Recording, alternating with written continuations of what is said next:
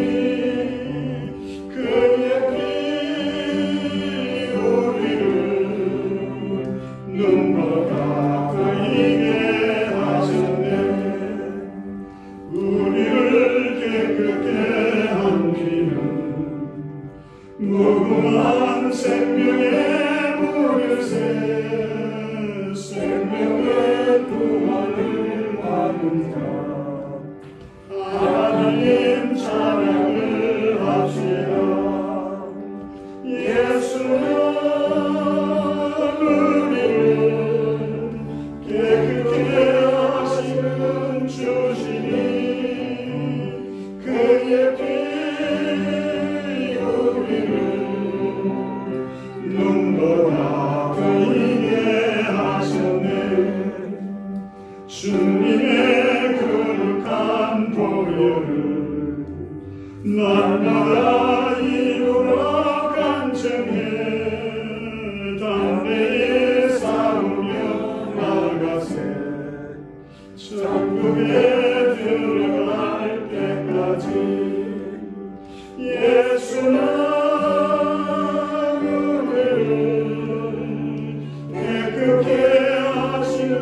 주시니 그의 피 우리를 눈보다 들리게 하셨네. 십자가 단단히 붙잡고 날마다 이기려 나가세. 머리에 면류관 쓰고서 주 앞에 찬양할 때까지 예수는 우리를 깨끗게 하시는 주시니 그의 피 우리를 눈보다 보이게 하셨네.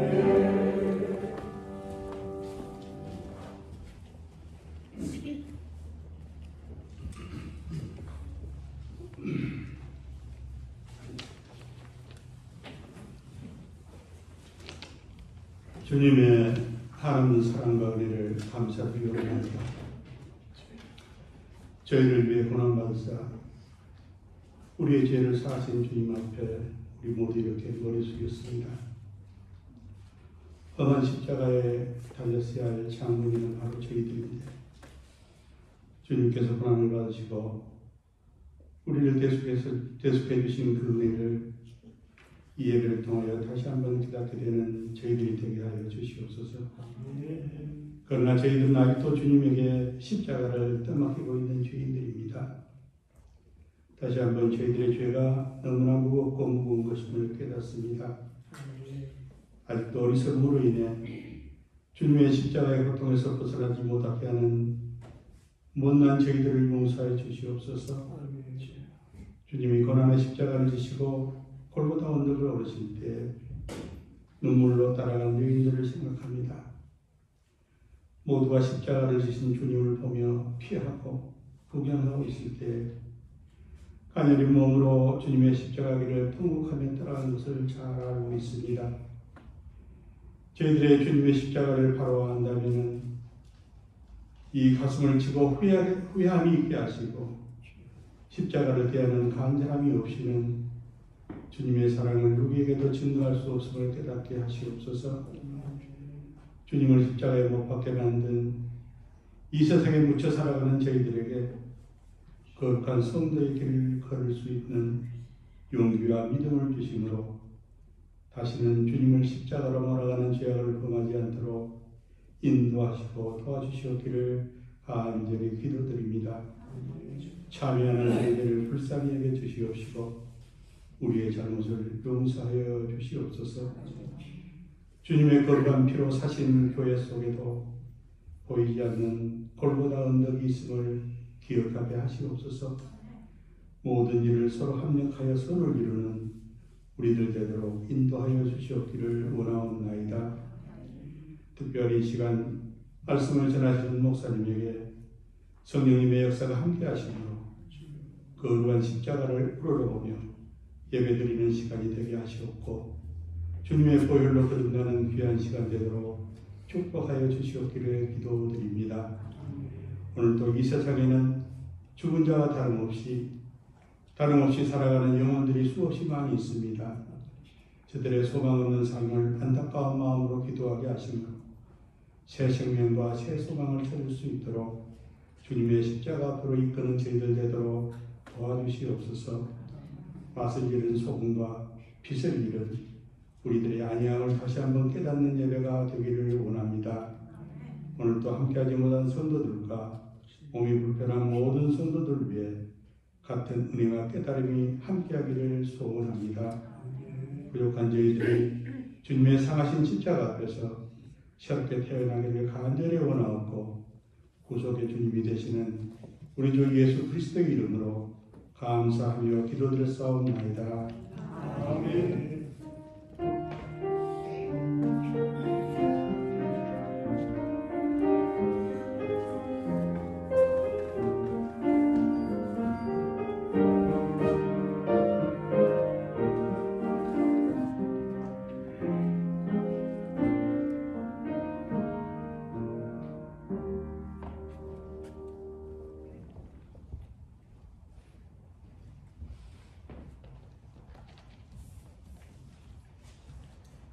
오늘 하나님의 말씀은 요한복음 5장 1절부터 15절 말씀입니다.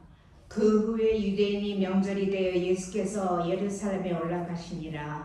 예루살렘에 있는 양문 곁에 히브리 말로 베데스다라 하는 못이 있는데 거기에 행갓 5이 있고 그 안에 많은 병자, 맹인, 다리 저는 사람, 헐기 마른 사람들이 누워 물의 움직임을 기다리니 이는 천사가 가끔 못에 내려와 물을 움직이게 하는데 움직이는 후에 먼저 들어가는 자는 어떤 병에 걸렸든지 낫게 되리더라.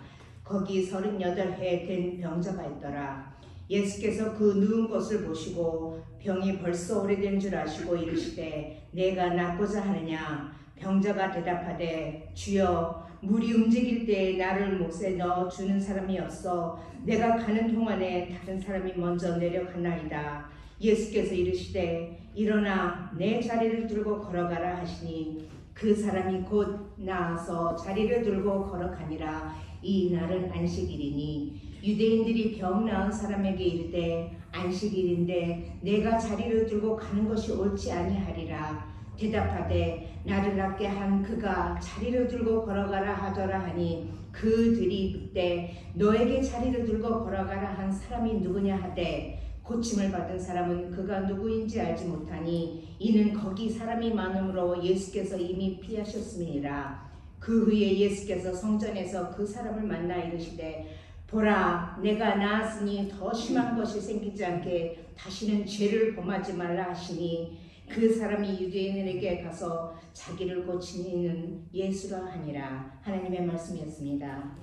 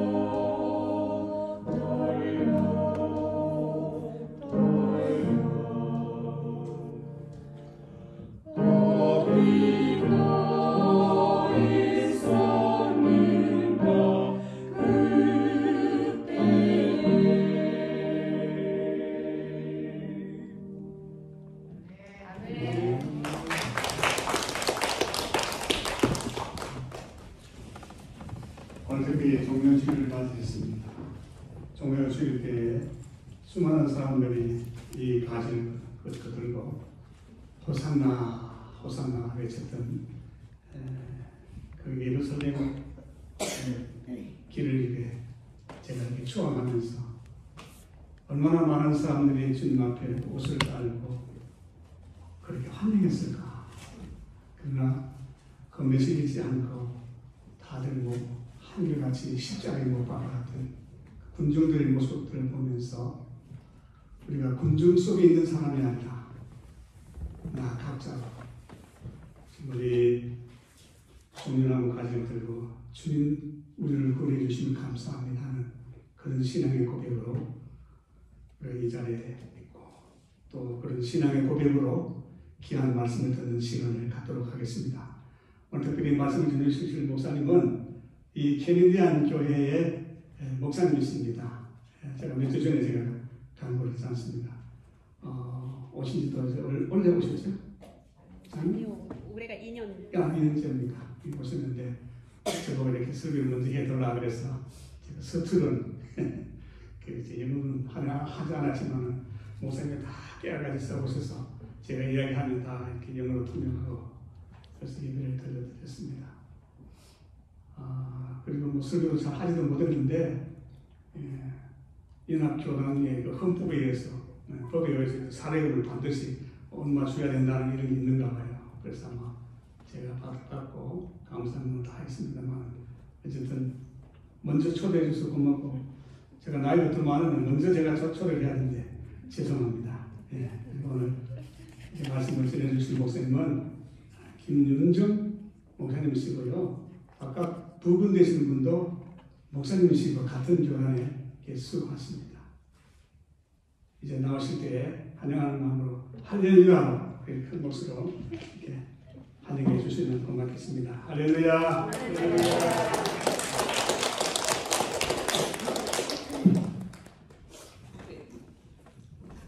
여러분 오늘 뵙게 되어서 너무 반갑고 좋습니다. 다운스뷰 연합교회를 섬기고 있는 김윤정 목사입니다. 안 목사님 몇 주 전에 저희 예배 오셔서 말씀 전해주셨어요.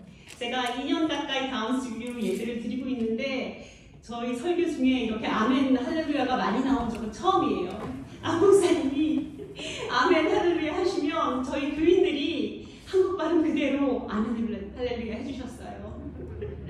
또 이렇게 귀한 말씀 자리로 초청해 주셔서 너무 감사합니다. 카메라가 상당히 가까이 있네요.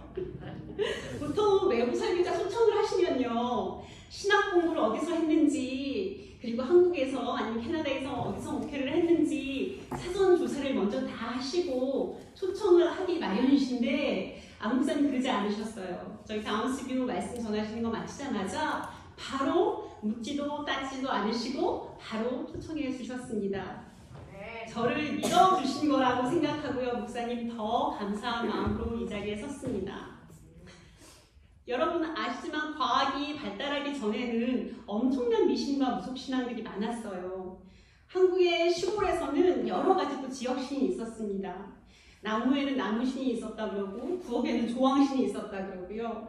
또 특히나 강이나 바다 같은 데는 더 그런 미신들이 많았다고 합니다. 제가 어렸을 때 할머니 할아버지가 사시던 시골에서 많이 지냈습니다.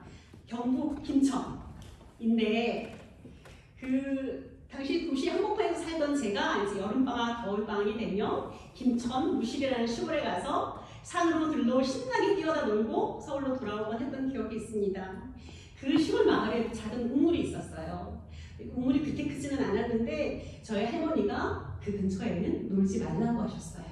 왜냐하면 그 우물에 100년 묵은 이무기가 있다느니 혹은 누가 그 우물에서 목숨을 잃었는데 아직도 그 홀령이 살고 있다느니 아무튼 거기는 안 좋으니까 거기서 놀면 안 돼 말씀하신 기억이 있습니다. 그런데 어느 해인가 여름에 가뭄이 너무너무 심해서 그 우물이 다 마르고 바닥이 훤히 드러난 적이 있었습니다. 그때 이제 저를 포함한 모든 꼬마 녀석들은 달려가서 그 우물의 바닥을 구경하려고 했습니다. 그 바닥에 무슨 귀신이 살고 있는 깊은 웅덩이라도 있는 줄 알았어요. 그런데 그냥 쭈글쭈글 갈라진 흙바닥만 있어서 애게하며 돌아왔던 기억이 있습니다. 그런 물에 대한 무속신앙은 당시 고대 근동 일대에도 있었다고 합니다. 그래서 헬라 사람들은 강을 건널 때 손을 깨끗이 씻고 건넜다고 합니다. 지저분하며 물신이 화를 낸다는 그런 민속신앙 때문이었습니다. 오늘 권사님께서 읽어주신 요한복음 5장에도 이러한 미신 같은 신앙이 나옵니다. 예루살렘의 성에는 여러 개의 작은 문들이 있습니다. 그 중에 양문이라는 이름의 문이 있고 여러분 아시듯이 그 양문 옆에는 베데스다라고 불리는 연못이 있습니다. 그 연못 주변에는 언제인지 알 수 없지만 수많은 사람들이 진을 치고 있습니다. 왜일까요? 그 사람들 역시 일종의 민속신앙 같은 것들이 있었습니다. 가끔 천사가 하늘에서 내려와서 연못물을 휘휘 저을 때가 있는데 그때 가장 먼저 물속에 뛰어들어가는 사람은 그 어떤 병이 있더라도 말끔히 낫는다는 그런 믿음 때문이었습니다. 그래서 이 내용은 사실 어떤 성경 사본에는 들어있고 어떤 성경 사본에는 들어있지 않습니다. 아무튼 어떠한 불치병을 갖던 간에 얼마나 오래 병이 되었던지 간에 상관없이 천사가 하늘에서 내려와서 물로 휘휘 저을 때 선착순 1등으로 뛰어 들어가기만 하면 자신의 병을 고칠 수 있다는 믿음이 있었기 때문에 수많은 병자들은 연못 주변에 몰려와서 진을 치고 있습니다. 고고학자들이 연구를 해보니까 사실 과학적으로 그 연못 아래 온천수 같은 지하수가 있는데 이게 간혹 가다가 거품을 내면서 부글부글 끓어올라와서 아마 사람들이 물이 움직인다고 믿었겠다라는 그런 학설을 내놓기도 합니다. 아무튼 이 베데스다 현장, 이 연못 주변은 기다림과 절박함의 현장입니다. 저마다의 아픔과 한을 가진 온갖 병자들이 소문의 소문을 듣고 몰려와서 연못이 휘휘 저어지기만을 바라고 있는 절박한 기다림의 현장입니다. 이 안타까움의 현장에 우리 예수님이 나타나십니다. 그렇게 많은 병자들이 있는데 가장 절망에 쌓여있는 듯이 보이는 안타까운 한 병자가 예수님 마음에 딱 들어옵니다. 38년 동안 병을 알아온 사람입니다. 어떤 병인지 성경이 말해주지 않기 때문에 우리는 자세히는 모르지만 그가 혼자 움직일 수 없다는 것과 누군가 들것에 들어서 옮겼다는 걸로 봐서 상당히 심각한 신체에 장애가 있는 것으로 우리는 생각할 수 있습니다. 이 병자는 지난 수십 년 동안 매일매일 이 연못을 찾아왔을 것입니다. 아침에 혼자 움직일 수 없기 때문에 가족 중에 분명히 누군가가 들것으로 들어서 아침에 문이 열리면 데려다 놓고 또 다시 들것으로 실어서 저녁에 데려다 가고 이 일을 수년 혹은 수십 년 해왔을 것입니다. 가족들에게 자기가 짐인 걸 알면서도 그러면서도 몸을 맡기고 연못으로 매일매일 나오는 이 병자의 마음도 죄스럽기는 마찬가지였을 것입니다. 그런데 어쩌다 한번 진짜 물이 움직이려고 하면 그 중에서 그나마 몸이 성한 사람들이 전력 질주해서 물에 달려가기 때문에 이 사람처럼 누군가 도움을 받아야 하는 사람은 100년을 기다려도 제일 먼저 물속에 뛰어들어가는 것은 불가능합니다. 이 불가능성을 알면서도 이것밖에 기댈 데가 없어서 절절한 심정으로 매일 이곳에 찾아와 종일 눈을 부릅뜨고 물이 움직이는 그 순간만을 기다려오는 그런 삶을 하루 또 하루 그렇게 살아왔을 것입니다. 매일매일 만나는 옆에 다른 사람이 있지만 이 사람과 같이 나올 수 있는 길은 없습니다. 타인은 이미 나와 싸늘한 경쟁 관계에 있습니다. 오로지 나만의 회복, 나만의 희망이라는 것을 붙잡고 외롭게 기다리고 있는 바로 그 현장이 베데스다입니다. 여러분 아주 절박한 상황에서 기다림이라는 것은 참 소중합니다. 그 빅터 프랭크라는 분이 아우슈비츠 수용소 생활을 쓴 책이 있어요. 제목이 죽음의 수용소라는 책입니다. 아시는 분도 계실 텐데요. 그 아우슈비츠 수용소에 수감되어 있던 그 유대인 포로들은 그 지옥 같은 나날을 견디면서 나는 꼭 살 수 있다. 나는 꼭 살 수 있다.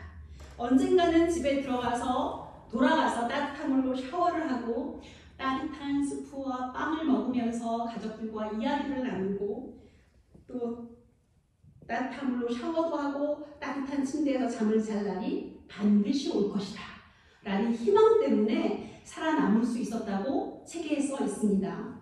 그런데 성탄절이나 새해가 지나면 많은 사람들이 한꺼번에 죽어가더라는 것입니다. 혹시 이번에 특별 석방으로 나갈 수 있지 않을까 기대하고 있다가 그 희망이 꺾여버리는 순간 사람들은 더 이상 견디지 못하고 시름시름 앓다가 죽어가더라는 겁니다. 이런 현실을 마주하면서 빅터 프랭클은 이렇게 결론 내립니다. 수용소에서의 최대 위기는 미래를 상실하는 것이었다. 희망과 절망 이 두 가지 쪽에서 어느 쪽을 선택하느냐는 곧 삶과 죽음의 갈림길이었다. 미래에 대한 희망, 이것은 나락으로 떨어지는 우리들의 영혼을 끌어올리는 힘이 분명히 있습니다. 그런데 성서는 그런 인간의 의지만이 문제 해결의 전부라고 말하지 않습니다. 여기 38년 동안 삶에 찌들고 절박함으로 살아오던 자에게 예수님이 의도적으로 먼저 다가가십니다. 여러분 아시듯이 예수님은 화려하고 장엄한 성전이 아니라 내 인생은 도대체 왜 이래? 이 절망의 끝은 있는 걸까? 원망과 낙담으로 가득한 자의 삶의 그 절박한 한 부판으로 찾아오시는 분입니다.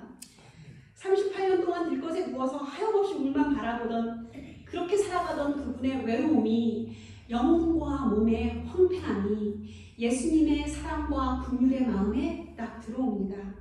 그에게 다가가십니다. 그리고 묻습니다. 내가 낫기를 원하느냐? 여러분 이거 너무 어처구니 없는 질문 아닙니까? 38년 동안 누워서 낫기만을 기다리는 사람한테 가서 내가 낫기를 원하느냐? 너무 뜬금없는 질문 아닙니까? 그 병자는 아마도 잠시 할 말을 잃었을 것 같습니다. 어떤 누구도 그런 질문을 던져본 적이 없기 때문이죠.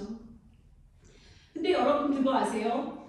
인간은 새로운 존재로 거듭나서 발전해 가고 싶은 마음이 있는 반면에 현재 아픔과 절망의 현실에 순응하면서 그냥 그 상태로 안주해버리고 싶은 이 양가적이고 모순적인 마음이 있다는 겁니다.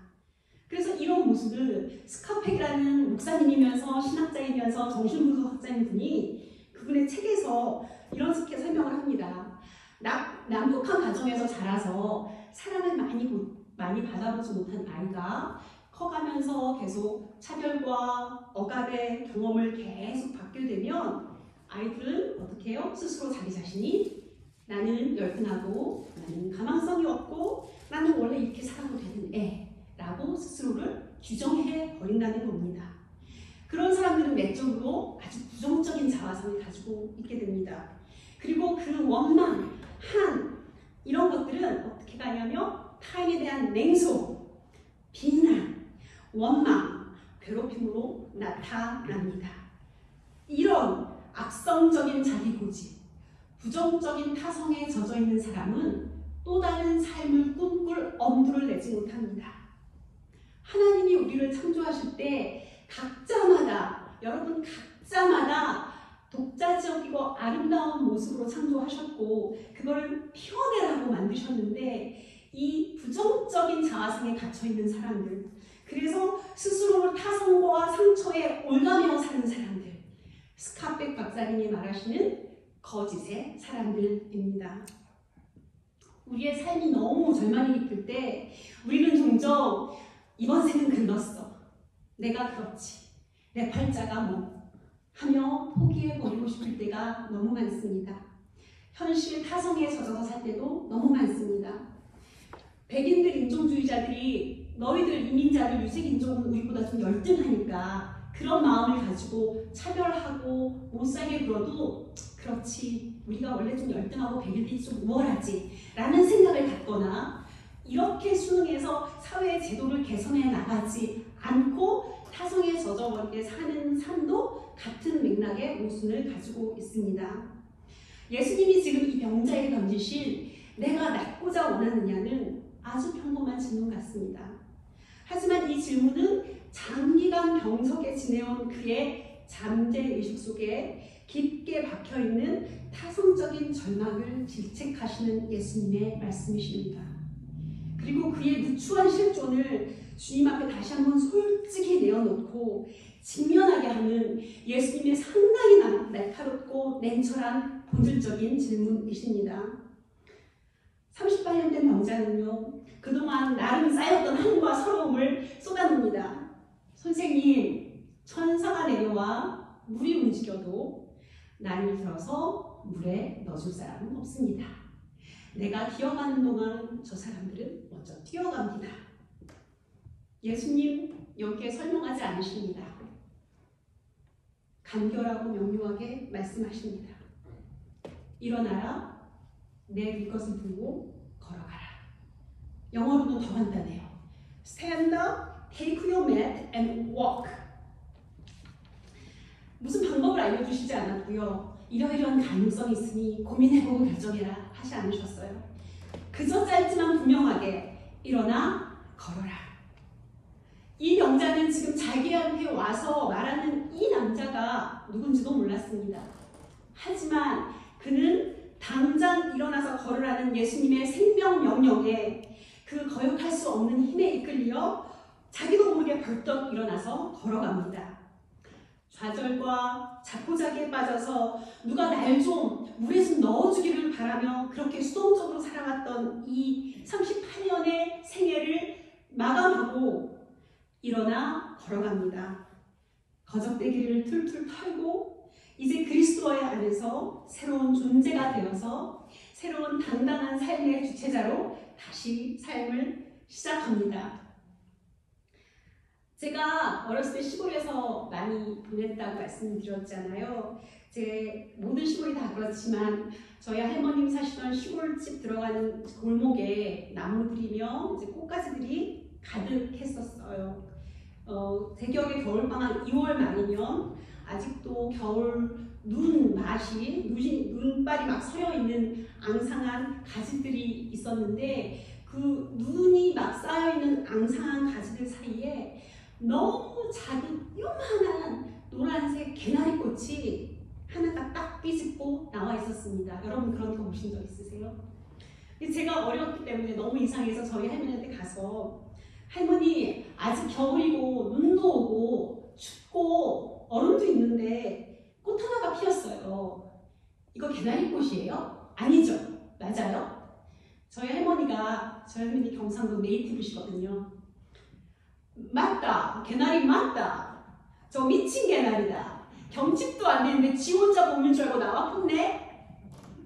지금 생각해보니까 그 개나리꽃은요, 하나님께서 불어주시는 생명의 봄바람을 그 누구보다 먼저 마음에 만나서 생명의 꽃을 그 겨울에 그 누구보다 빨리 피운 꽃이었더라고요.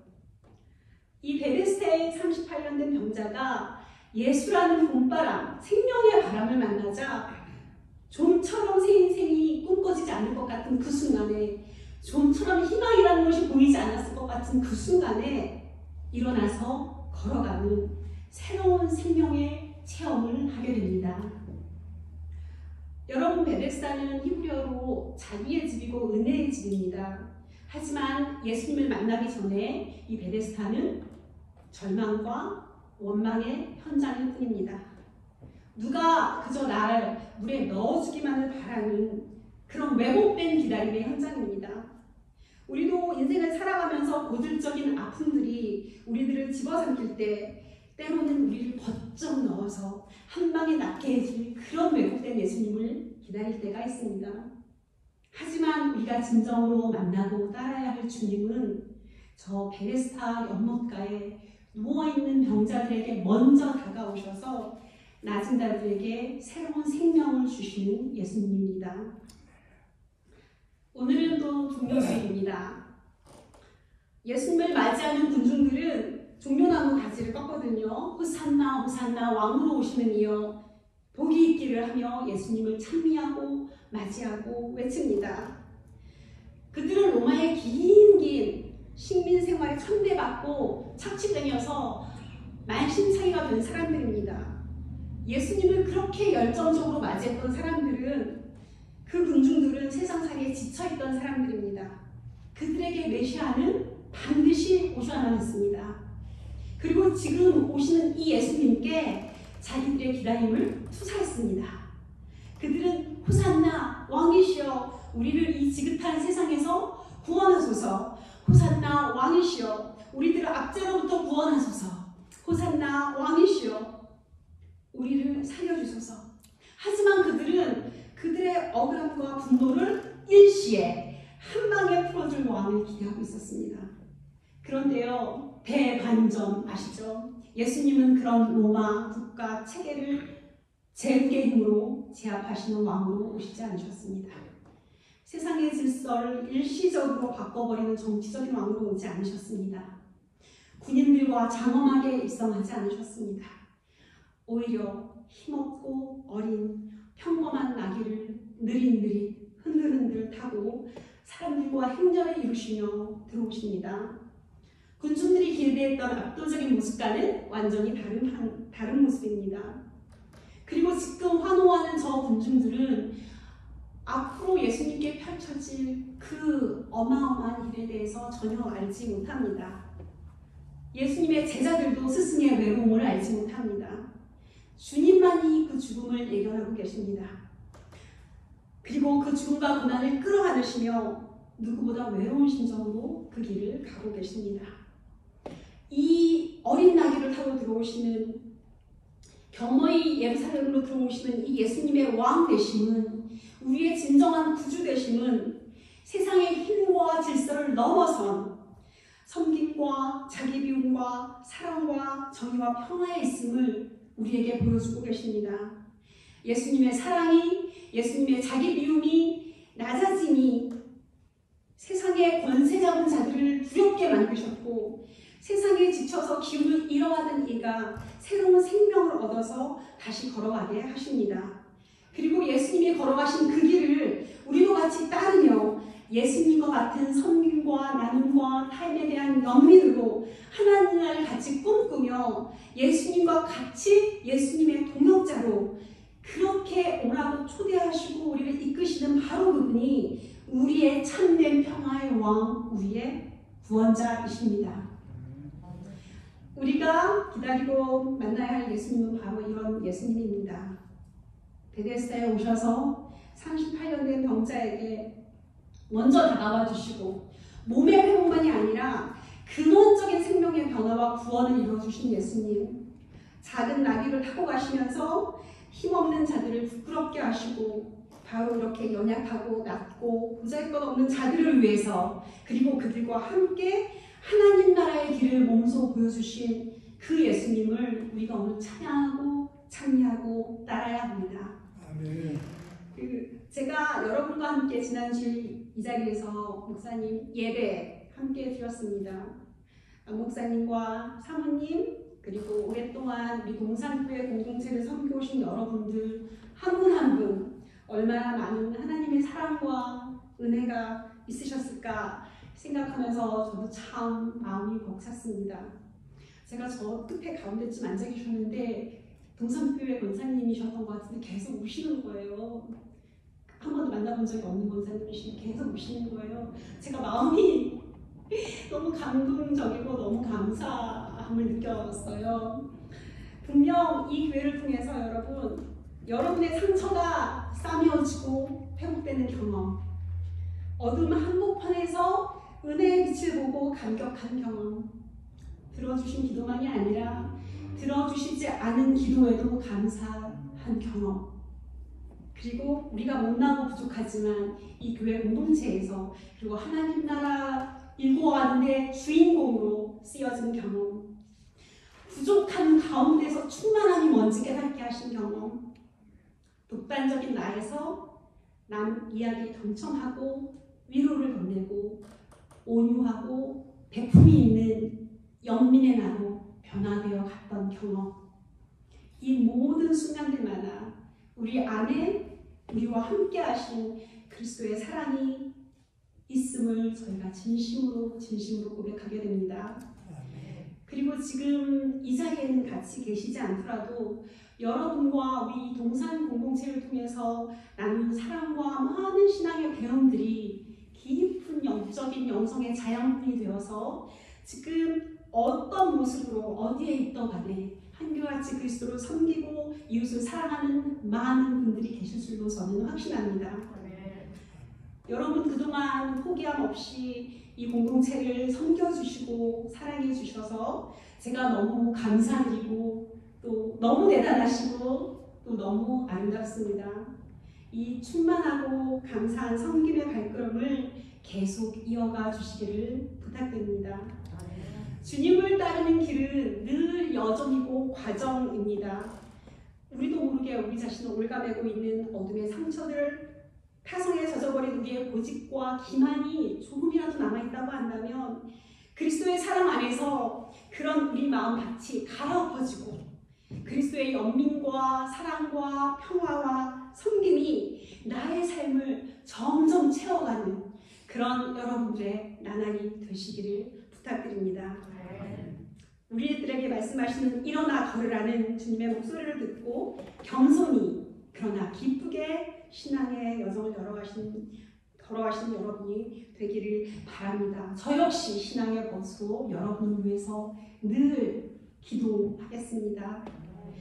내 안에 있는 성령의 바람을 끌어안고 새로운 생명의 새싹을 또다시 끊임없이 피워가시는 여러분이 되기를 기도하고 소망합니다. 우리들은 약하지만 우리에게 강함과 지혜 주시는 그리스도의 영이 우리와 언제나 함께 하심을 우리는 믿습니다.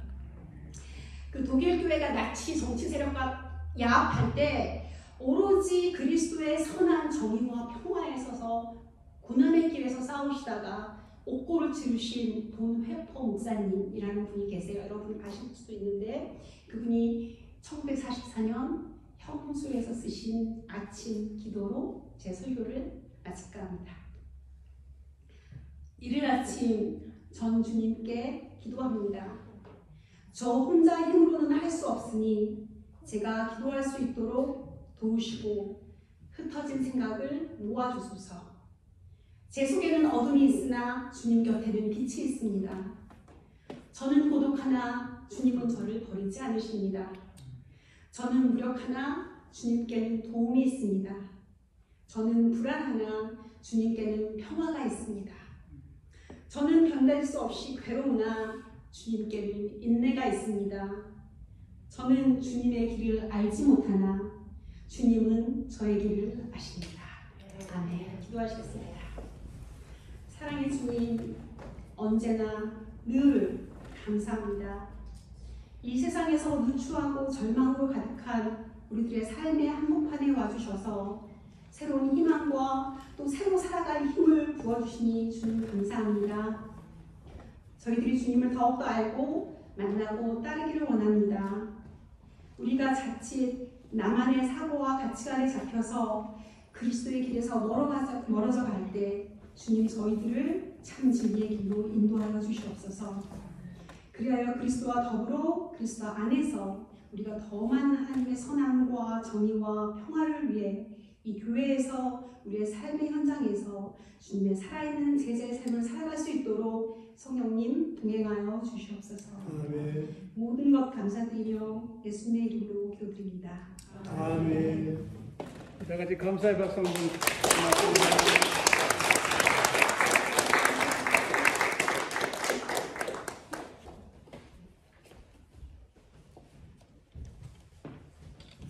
기도하겠습니다.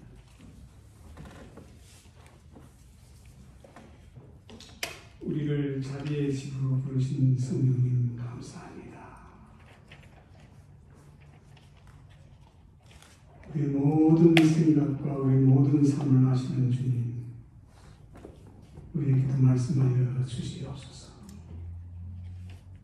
하나님 말씀을 믿는 자 속에서 역사하시고 아멘을 통하여 이어갈 것입니다.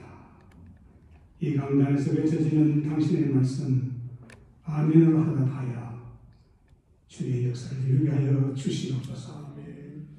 우리는 연약하지만 주님 말씀이 힘이 있고 살리시는 귀한 역사가 우리 가운데 있게 하시고 이 강단을 복되게 하여 주시옵소서. 지난 시간들을 뒤돌아오며 주님 앞에 감사의 예물을 드리려 주옵니다. 우리의 정성이 담긴 이 물질 위에 하나님의 귀한 영광이 드러나여 주시옵소서. 예수님의 이름으로 기도합니다. 아멘.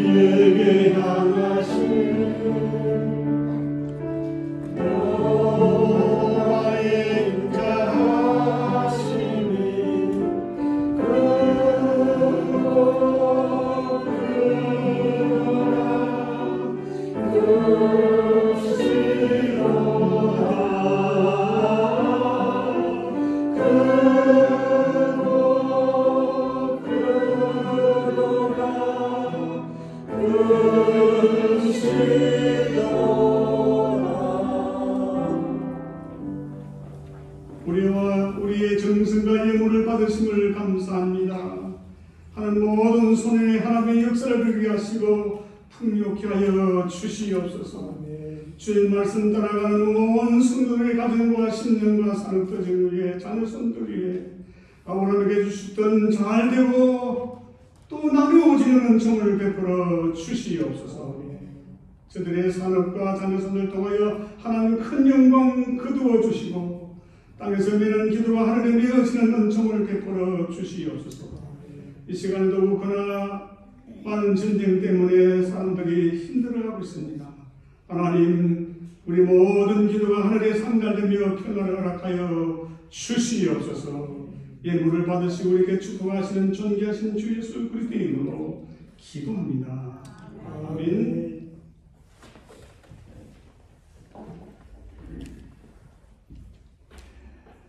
교회에서 제 인사 드리겠습니다. 목사님 너무 고맙습니다. 박수 한번 더 보내주세요.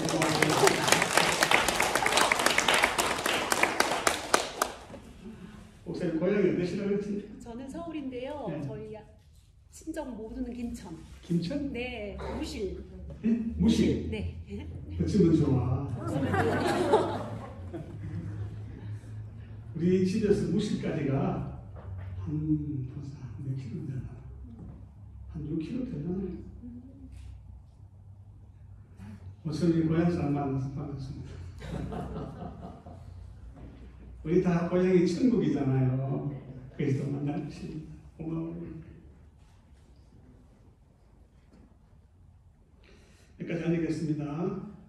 이번 성금요일 날 제가 이거 예배 시간을 7시로 정했어요. 그런데 성가단한테 물어봤어요. 몇 시 하면 좋겠느냐. 한 6시 하면 좋겠다고. 왜냐하면 이제 7시 하면 8시는 조금 어둡잖아요.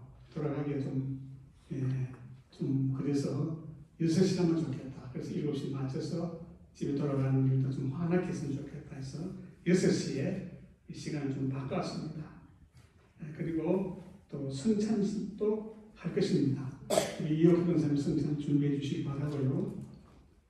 이 성찬식은 이제 제가 이제 어저께 지난주에 은퇴를 하셨는데 물론 목사가 되잖아요. 처음으로 하는 이 성찬식입니다. 이 많이 나오셔서 참여해 주시기를 바랍니다. 그리고 마친 뒤에 우리 정비 의원들 조금 함께 기도해 주시기 바랍니다. 그래서 우리 정장님 말씀하시는데 조금 기도하고 그래야 되겠다 이렇게 말씀하셨습니다. 그리고 무엇보다도 박정정 원사님 위해서 기도해 주시기 바랍니다. 아마 이렇게 모든 분이 안이 전이 돼가지고 좀 힘들어하십니다. 그리고 우리 김창 집사님 장모님 위해서도 기도해 주시기를 부탁드리고요. 정경순 권사님도 몸이 여의치 않습니다. 이하여 우리 세 분 권사님들 기도해 주시면 감사하겠습니다. 성금요일은 몇이라고 그랬죠?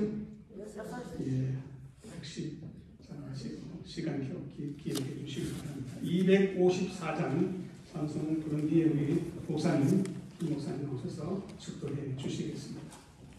254장 내 주의 보혈은 정하고 정하다.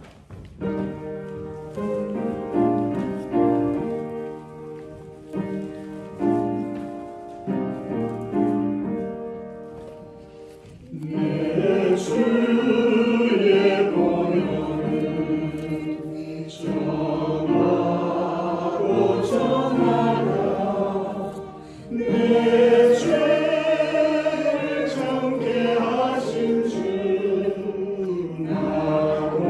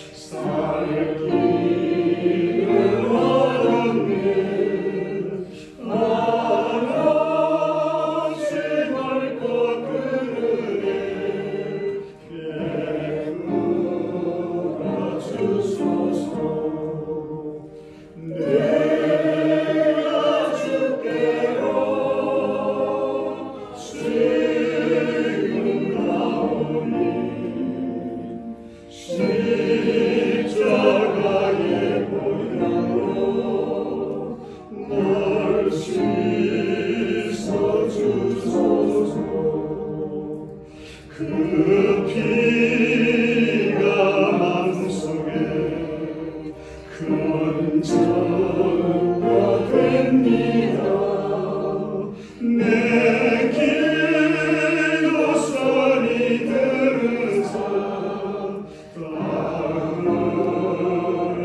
따라가소서. 내가 줄게요.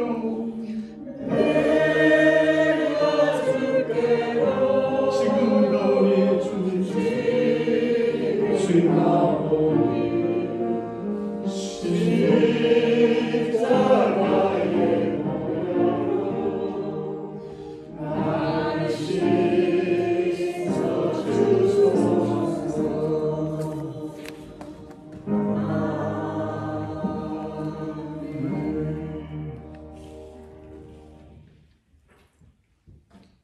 지금은 저희를 아름다운 하나님의 형상에 따라서 창조하시고 지금도 그 창조의 손길을 멈추지 않으시고 우리를 새로운 존재로 계속 빚어가시는 하나님의 놀라운 은혜와 가장 힘들고 나약한 저희 같은 인간들에게 먼저 다가오시고 새로운 생명과 새로운 삶을 살아갈 수 있도록 참 진리를 깨우칠 수 있도록 베풀어 주신 그리스도의 놀라운 사랑과 늘 우리 안에 계시며 우리와 함께 거하시며 새로운 생명의 바람을 내 안에서 일으키셔서 무궁무진한 하나님의 그 놀라운 섭리와 사랑을 우리의 삶에서 교회 공동체에서 이루어가도록 이끄시는 성령님의 동행하심이 주님을 믿고 따르는 동산교회 모든 공동체 성도님들과 또 이 땅에서 각자 자리에서 그리스도의 사랑과 섬김의 모습으로 헌신하고 있는 많은 형제, 자매,